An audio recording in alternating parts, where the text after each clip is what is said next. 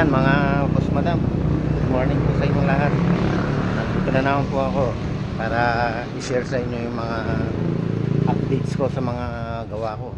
So bali ito na yung binalutan ko nung isang araw, yung Continental na pure stainless.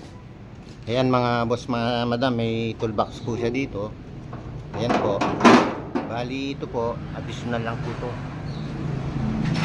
Kaya susunod na pag natapos ko i-update ko ulit.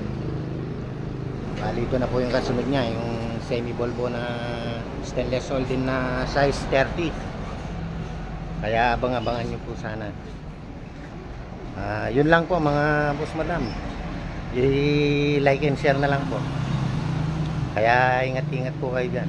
Shoutout po sa mga kapatid, pinsan at saka mga apo dito sa Pilipinas, at syempre yung mga nasa ibang bansa. Shoutout po sa inyo lahat.